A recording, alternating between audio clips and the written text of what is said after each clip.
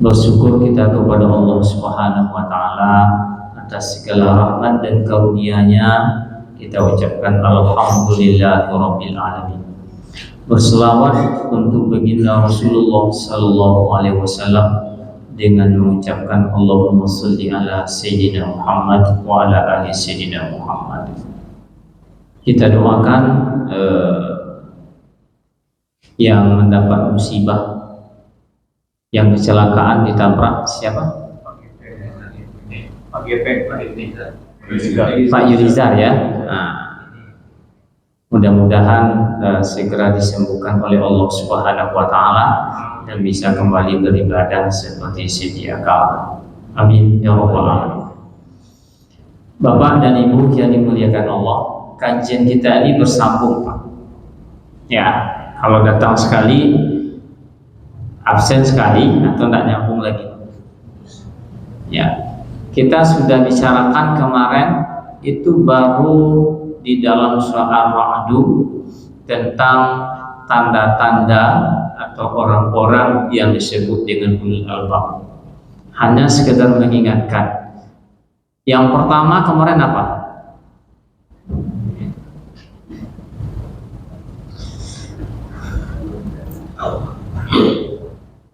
Apa Pak?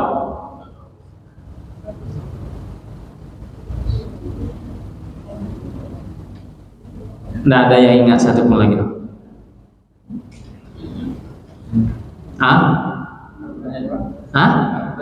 Pertanyaannya, tanda-tanda ulul albab itu orang yang punya pikiran itu, orang yang mau berpikir itu ada beberapa tanda yang sudah kita jelaskan.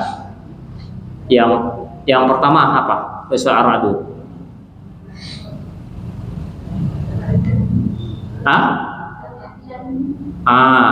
Orang yang menyempurnakan janjinya dengan Allah. Janjinya kemarin ada 3 yang sudah kita senantiasa ucapkan. Kemudian yang kedua, orang yang menyambung silaturahim, yang takut kepada Allah dan takut pula kepada azab pada hari yaumul hisab. Nah, itu sudah kita jelaskan panjang lebar. Ya, memang kalau dikaji kok kalau tidak diulang-ulang Pak, kecil orang ngawak pasal jalan dek ditompul, lancak kaji dek diulang. Kalau tidak diulang-ulang tidak bisa. Ambo tuh harus mengulang-ulang. Sama juga ngaji Al-Quran tuh. Ya, sama dengan itu. Kalau tidak diulang, Pak Imam tuh idam apalnya tuh. Yakin loh. Ya, sebab gini Pak, dalam Al-Quran tuh gini. Kalau kita tidak ingat kepada Allah, maka setan akan masuk. Wa may ya'shu an zikrir rahman nuqayyid lahu syaitana fahuwa lahu qarin. Kata Al-Quran ini, apa katanya? Siapa yang tak peduli dengan atau yang tak ingat dengan rahmat, mengingat Allah, mengingat Tuhan, maka kami akan jadikan untuk dia setan, dan setan itulah yang menjadi kawannya. Ya duonya Pak, kalau ingat Tuhan setan lari, kalau tidak ingat Tuhan setan masuk. 2 kondisi itulah yang ada dalam diri manusia. Tidak ada oleh kondisi yang lain. Kalau ingat Allah, setan lari. Kalau seandainya lupa Allah, setan masuk. Tidak ada oleh. Tidak ada kondisi yang lain. Oh, tidak ingat Allah, tidak masuk setan, tidak ada. Dua-dua itu pasti. Nah, makanya disibukkan diri kita dengan berbagai macam amal. Ya, disibukkan. Ketika banyak kita longgar, disitulah setan itu akan sangat mudah untuk masuknya. Nah, itu hanya mengingatkan. Nah, kajian kita masih berlanjut. Ciri orang ulul albab itu yang kelima. Apa? Allazina sabaru wallazina sabaru ibtigha'a wajhi rabbihim, yaitu orang-orang yang sabar dalam mencari keridhaan Allah Subhanahu wa taala. Sabar. Ya. Sabar dalam mencari ridho Allah Subhanahu wa taala. Apa yang dikatakan sabar? Sabar itu adalah teguh, tahan banting, kata orang awam, menghadapi tantangan hawa nafsu yang mengelak mengajak kepada menjauhi Allah Subhanahu wa taala dan bersenang-senang dengan dunia. Itulah yang disebut dengan sabar. Sabar itu bukan hanya satu, Pak, tapi bertingkat-tingkat. Ya. Paling tidak ada 4 tingkatan sabar. Ya. Yang sering kita dengar tingkatannya adalah sabar di atas musibah. Musibah itu tidak direncanakan, Pak. Musibah ini bukan karena perbuatan kita, tapi dia terjadi karena kehendak Allah Subhanahu wa taala. Seperti apa? Mati. Apa mati kok karena kehendak kita? Tidak, karena dia adalah takdir. Ya, sakit, tidak ada orang yang ingin sakit, Pak. Susah, tidak ada orang yang ingin susah. Dan semuanya adalah karena ketentuan Allah Subhanahu wa taala.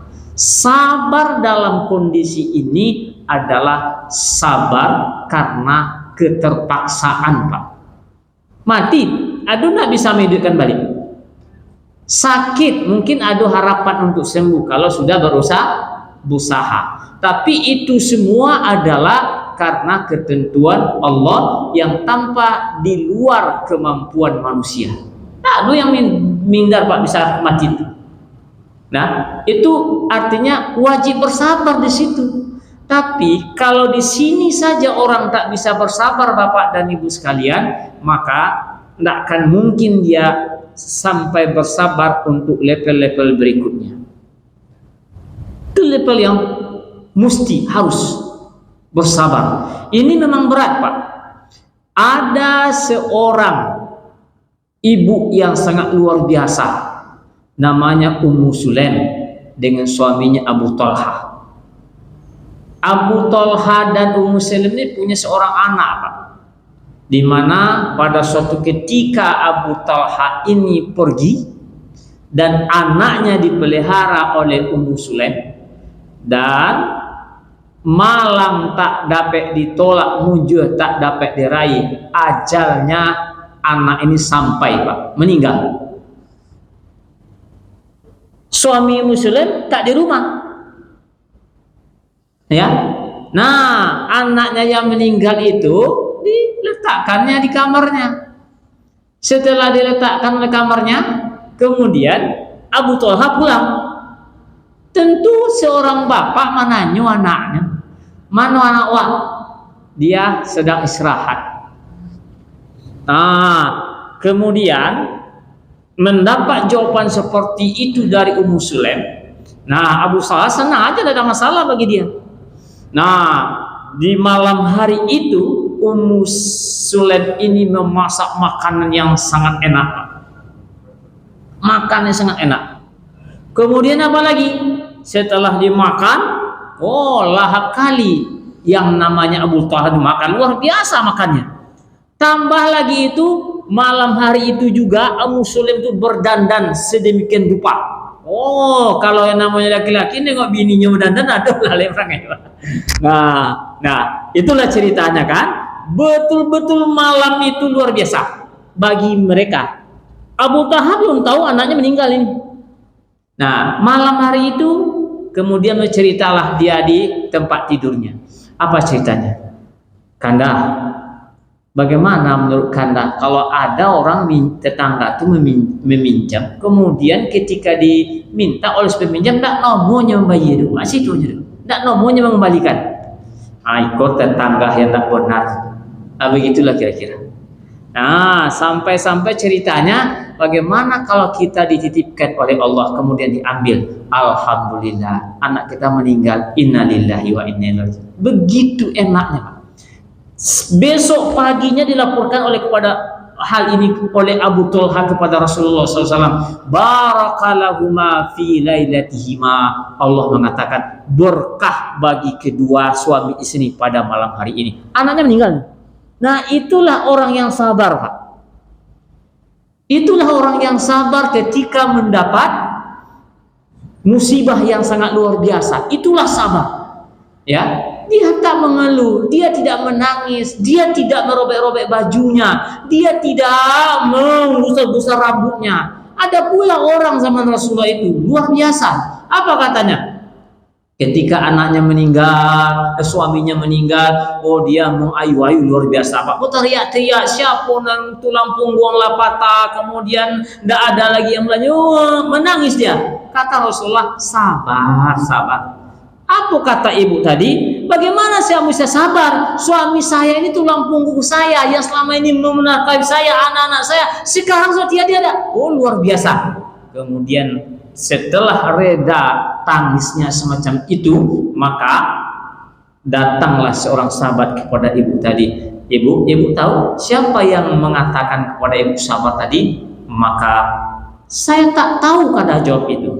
Kemudian sahabat mengatakan dia adalah Rasulullah. Kalau itu sabarlah. Apa kata Rasulullah?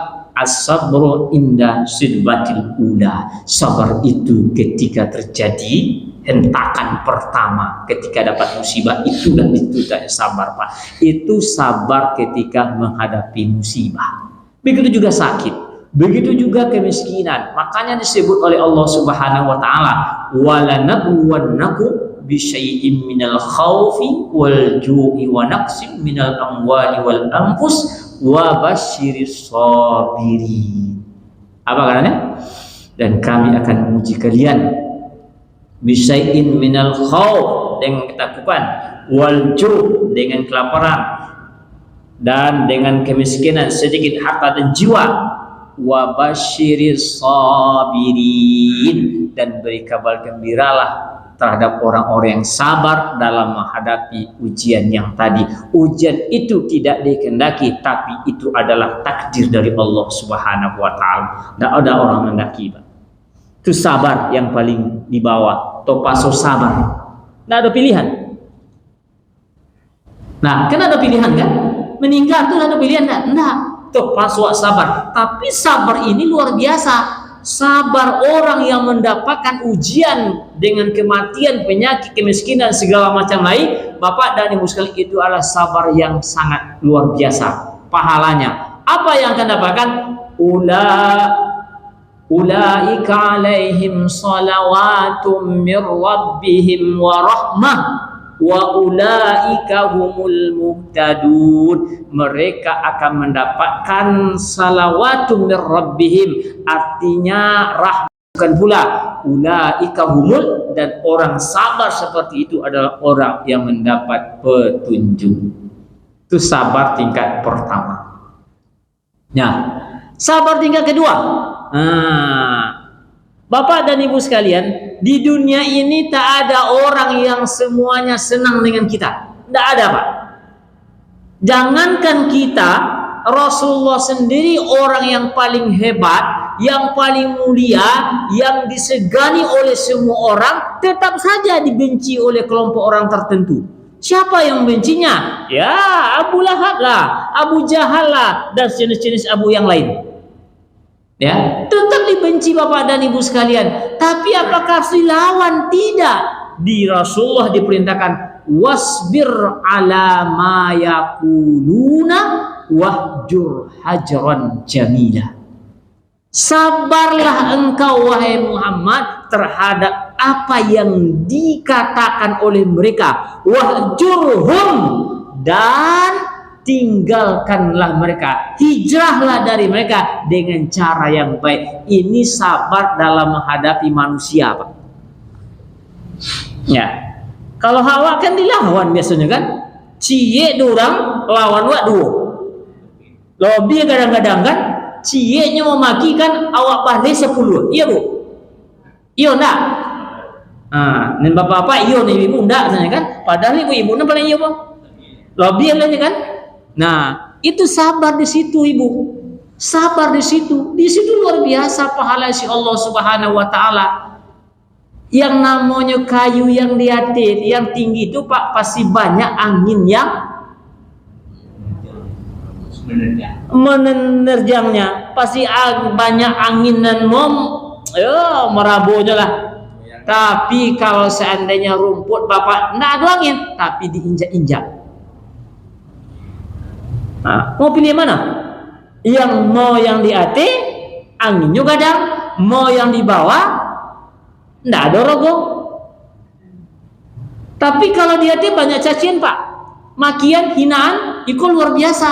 Tapi kalau orang yang di bawah, enggak ada orang yang akan menghina Pak. Tapi ini diinjak, enggak di bawah soto.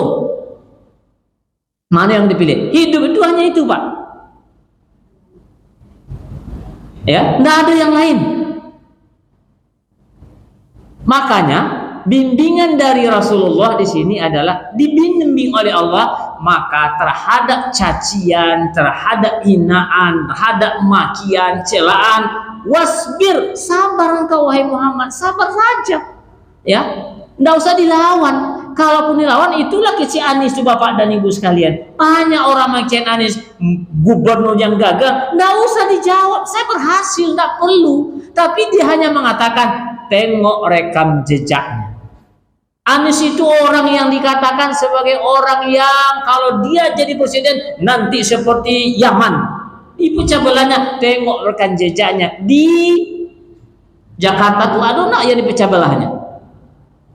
Nah ada Bapak dan Ibu sekalian, bahkan diayomi semuanya. Makanya dia tidak membalas. Itu makanya luar biasa Bapak dan Ibu sekalian. Luar biasa, dia tak membalas, dia tidak membela, tapi dia menunjukkan dengan apa yang dia lakukan. Itulah disebut dengan tak usah kita balas. Wasbir ala ma yakudu.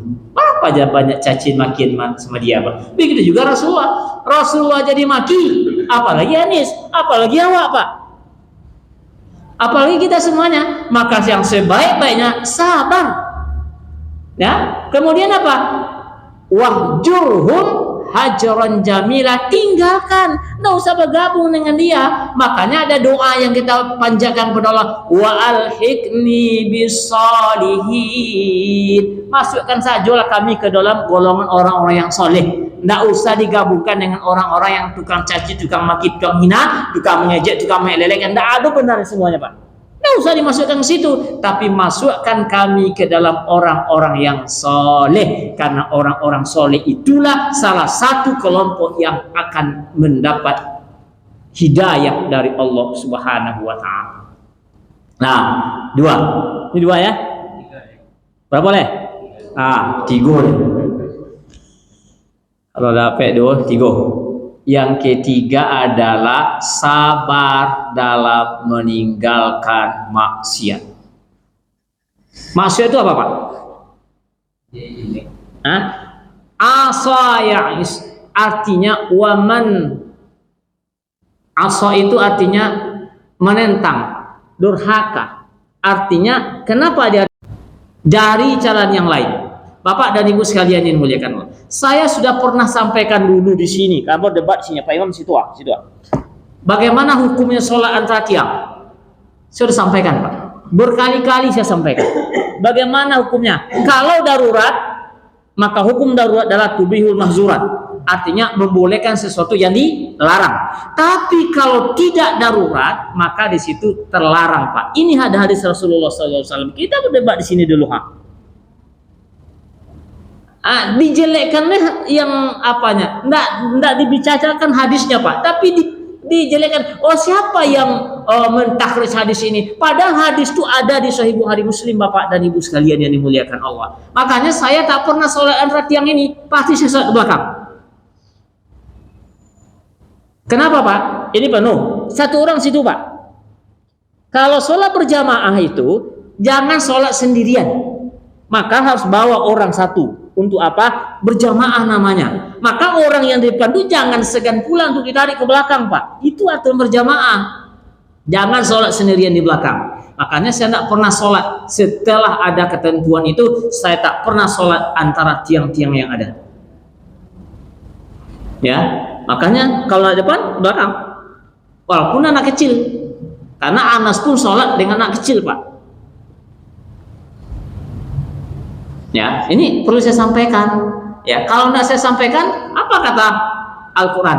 Innal ladzina yaktumuna ma anzalallahu minal kitab. Sesungguhnya orang-orang yang menutup dari apa yang dijelaskan oleh Alkitab maupun dari Rasulullah SAW, apa katanya? Maka dia akan dikekang nanti di hari akhirat. Ini saya sampaikan. Mau Bapak pakai atau tidak, itu urusan lain, Pak. Saya sudah sampaikan.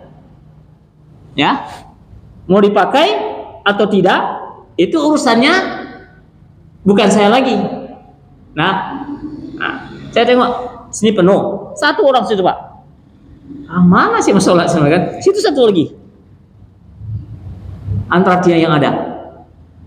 Makanya pilih saya belakang sama anak-anak. Begitulah ya. Jadi sabar dalam meninggalkan maksiat. Ya, maksiat itu Bapak dan Ibu sekalian adalah menentang ketentuan Allah Subhanahu wa taala. Banyak Pak, tetapi mengikuti hawa nafsunya. Kalau orang beramal itu Bapak dan Ibu sekalian mengikuti hawa nafsu atau ketentuan syariat. Saya mau tanya. Mengikuti rasa atau mengikuti aturan agama? Pertanyaannya ikut agama, Pak. Kan luar biasa ya. Tapi agama mana yang diikut kalau seperti tadi? Kalau Bapak dari Ibu sekalian agama, kita baca tentang ini. Contoh, kenapa pengajian itu tidak pernah ramai, Pak? Kalau ikut agama, agama itu mengajarkan gini. Ya ayyuhallazina amanu iza qila lakum tafassahu fil majalis. Ayo orang-orang yang beriman, apabila dikatakan kepada kamu berlapang-lapanglah dalam majelis, itu menandakan bahwa majelis itu harusnya sempit penuh, Pak. Mukhalafah seperti itu harusnya penuh. Kenapa? Karena ajaran agama itu yang diajarkan dalam Islam itu 10 tahun hanya mengajarkan ilmu akidah dan ilmu-ilmu yang lain, belum sholat. Kita sepakat kan? Soal Isra Mi'raj itu menyebut sholat, Pak. Berapa tahun? Setahun ke-11 kerasulan. 2 tahun sebelum Rasulullah itu hijrah. Ya, 10 tahun lebih hanya mengajarkan akidah, mengajarkan keyakinan, sehingga ketika diajarkan keyakinan itu, tapi jangan lupa ketika mengajarnya menyentuh otak dan pikirannya.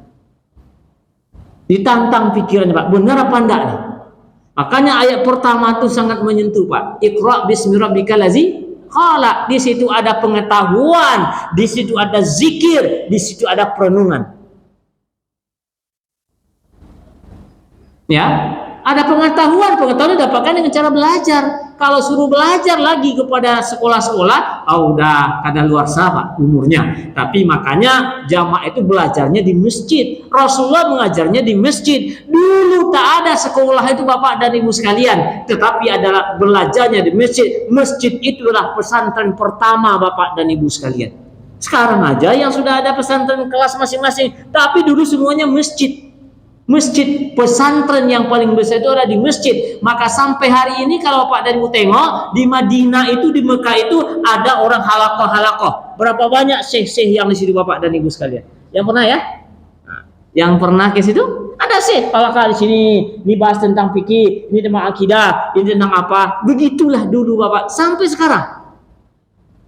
Ya. Ini belajar tahsin aja, coba. Diajarin tahsin, Pak. Bismillah itu diajarkan kita. Bismillah itu cara mengucapkannya, dan Al-Fatihah itu banyak orang jadi imam, Pak. Disuruh dia baca Al-Fatihah. Oh, khata. Dikecil salah.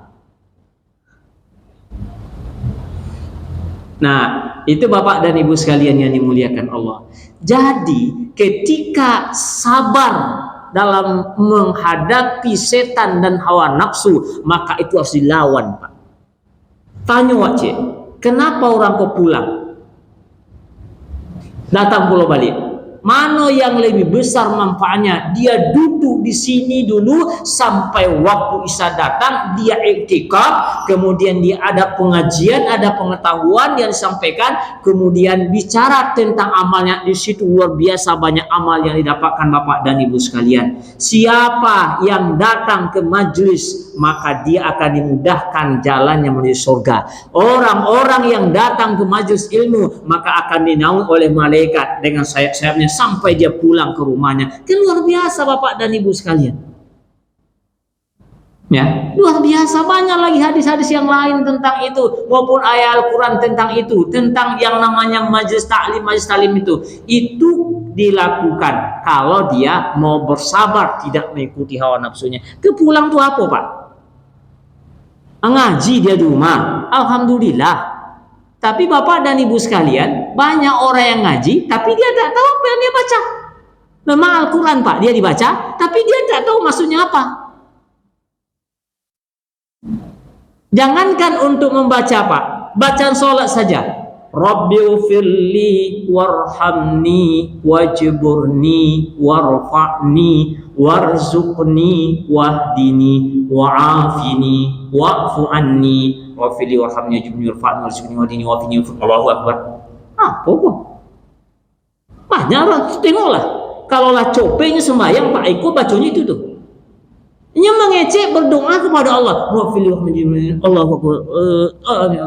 Aduh, yang sholat semacam itu. Allah selesai 2 menit selesai. Boleh yang hebatnya di YouTube itu 23 rakaat 10 menit selesai.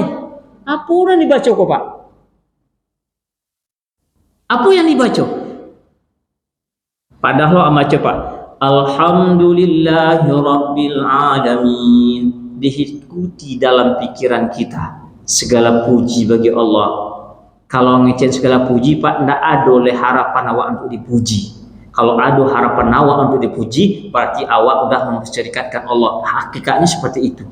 Pujiannya hanya untuk Allah. Ar-Rahmanir Rahim, yang pengasih lagi penyayang. Oh, nikmatnya tampak tak terbayang loh, Pak. Maliki Yaumiddin, yang memilih hari kemudian. Itu dipanjang, sampai berapa, Pak? Tak boleh. Nah, jadi itu contoh Bapak dan Ibu sekalian menghadapi hawa nafsu. Kalau menghadapi hidayah, bersabar dalam menghadapi menentang hawa nafsu, awak bertahan, Pak, di masjid itu. Ya, bertahan. Minimal ndak dapat agak 10 ciek jadilah. Ciek jadilah gitu. Kan ciek tambah ciek kan 2 juga jadinya kan? Tambah ciek 3 terus dan terusnya. Tapi kalau yang tidak sah sama sekali, apa yang dapat? Makanya berubah ibadah itu berubah karena seiring perjalanan dengan ilmu, Pak. Bertambah ilmu, ibadahnya akan berubah. Tapi kalau tak bertambah ilmunya, ibadahnya akan tetap. Dulu dipelajari DTK, di MDA semacam itu, kini pun ibadahnya semacam itu. Lau umur 40 tahun, dulunya MDA itu umur 8, 7, 20 tahun. Kini lau umur 60 tahun, ibadahnya tetap semacam itu, Pak. Ya, tetap semacam itu. Kenapa? Kenapa meningkat namanya dong? Padahal makin berisi orang itu, makin tunduklah dia, makin sadarlah dia. Sama juga padi, Pak. Makin berisinya, makin tawaduknya sangat luar biasa kepada Allah Subhanahu wa taala. Jadi sabar Bapak dan Ibu sekalian dalam menghadapi tantangan hawa nafsu. Yang kedua, yang berapa lagi? Sampai. Nih ayatnya yang keempat nih. Wallazina sabaru tigaa wajhi rabbihim, sabar di dalam mencari ridho Allah. Iku sabarnan jarang orang apa. Ya, sabar dalam mencari ridha Allah. Pak tahu yang diridhai oleh Allah itu siapa? Dalam Al-Quran, innal ladzina amanu wa amilus solihati ulaika hum khairul bariyah jazaohum inda rabbihim jannatun tajri min tahtihal anharu khalidina fiha abada radiyallahu anhum wa radu an dzalika liman khasyiya rabbah. Itu dalam potong surah Al-Bayyinah. Jannatu adnin. Orang-orang yang beriman dan beramal soleh itu kajiannya panjang, Pak. Mereka adalah sebaik-baik makhluk. Untuk mereka apa? Lahum jannatu adnin tajri min tahtihal anhar, surga jannatul adnin yang mengalir bawah sungai-sungai yang kekal mereka selama dalam surga. Mereka adalah yang diridhoi oleh Allah dan Allah pun ridho kepada mereka. Berarti ada dua golongan, beriman dan beramal soleh. Dalam ayat lain pun disebutkan pula Bapak dan Ibu sekalian, siapa orang-orang yang diridhoi oleh Allah Subhanahu wa taala. Wa radu'an. Ya.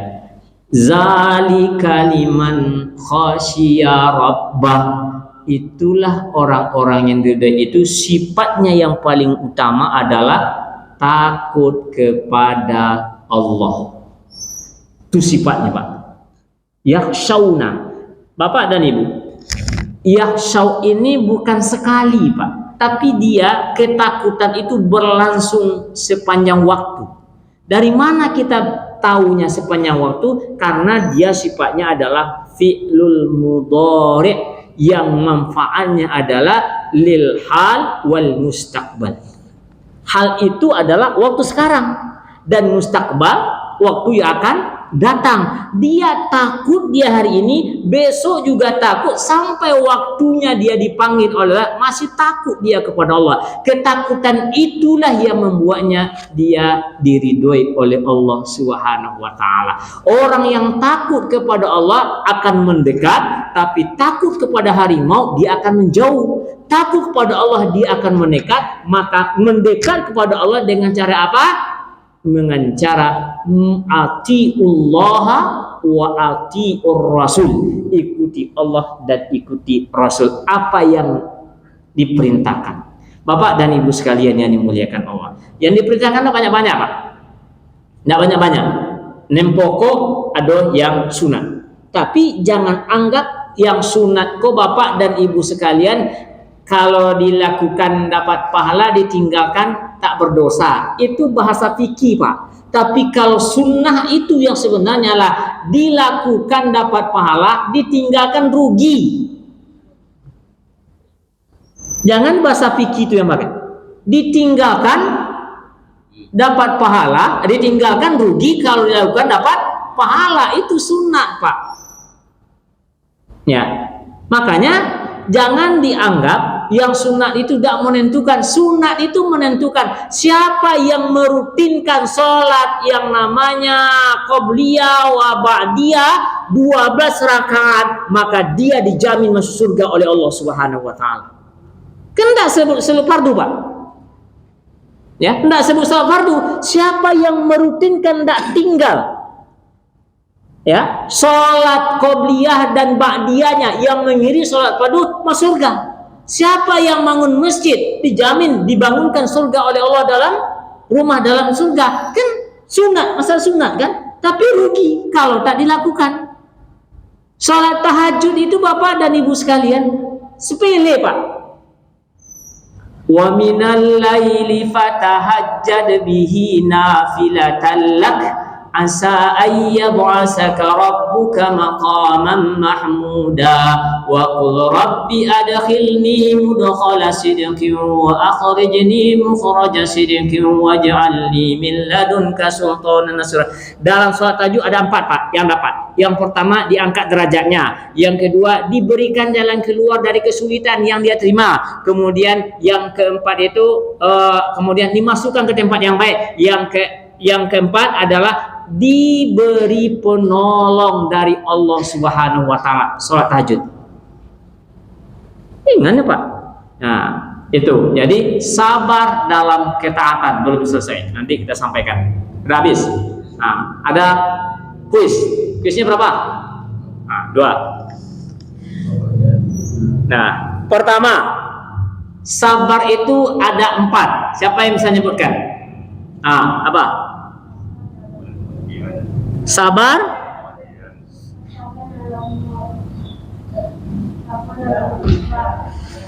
ya terus.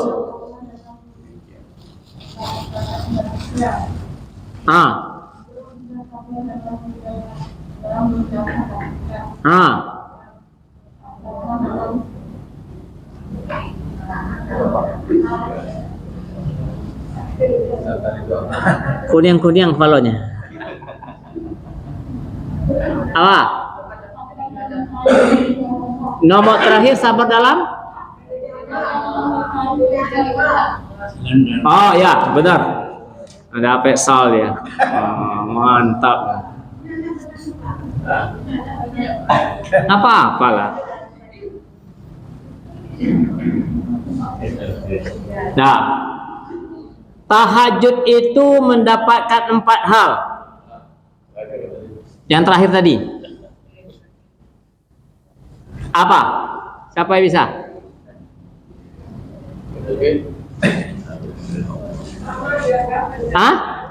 Ya Bu. Untuk apa Pak? Enak, Bapak nggak ada jawab dong. Siapa bapak-bapak? Ibu. Kalah Papa sama ibu.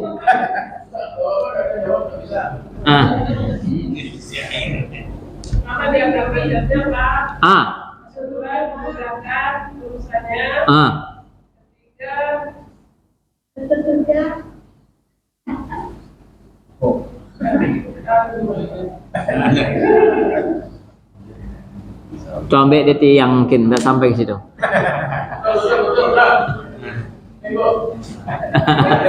Udah berani.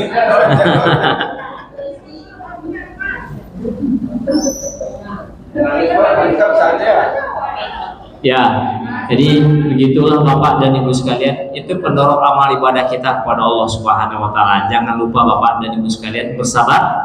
Kemudian tahajud itu jangan lupa. Tahajudlah malam itu. Ya, tahajud. Bangun jam 2:30, jam 3 kan. Kalau jam 3, kalau 3:30 bangunnya. Itu kalau Al-Haqqul Mutakasur ayatnya itu selesai 1/2 jam. Ya. Demikian. Assalamualaikum warahmatullahi wabarakatuh.